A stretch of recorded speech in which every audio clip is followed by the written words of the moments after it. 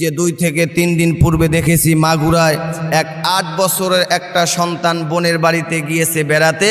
সেখানে গিয়ে বোনার সহযোগিতায় তার তালই তাকে ধর্ষণ করেছে, এমনভাবে ধর্ষণ করেছে এই সন্তানটা দুনিয়া থেকে বিদায় হয়ে গিয়েছে।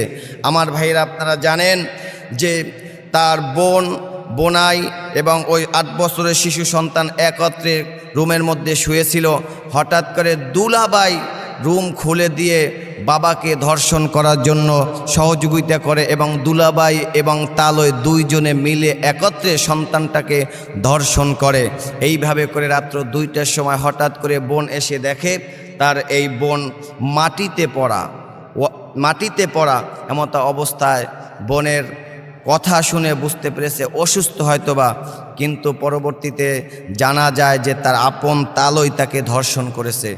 এমন দৃশ্য জাহেলিয়াত যুগকেও হার মানায়, ঠিক কিনা বলেন?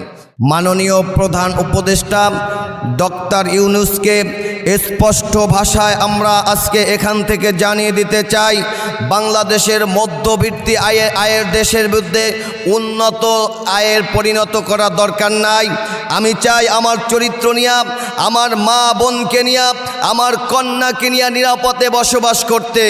আর তা যদি না পারি, আমার স্ত্রীকে নিয়ে যদি নিরাপদে বসবাস করতে না পারি, তাহলে বাংলাদেশের মুসলমান, এই দেশের মুসলমান পঙ্গপালের মতন, আবাবিলের মতন মাঠে ময়দানে রাজপথে এমনভাবে নেমে পড়বে, এই দেশের প্রত্যেকটা সমাজ টুকরো টুকরো করে ফেলবে। কথা বলেন ঠিক কিনা?